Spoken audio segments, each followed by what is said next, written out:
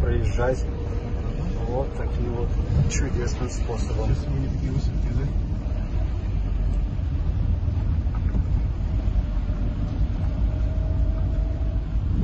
Это улица Почтовая, да? Это Куприна улица? Все еще Куприна, да.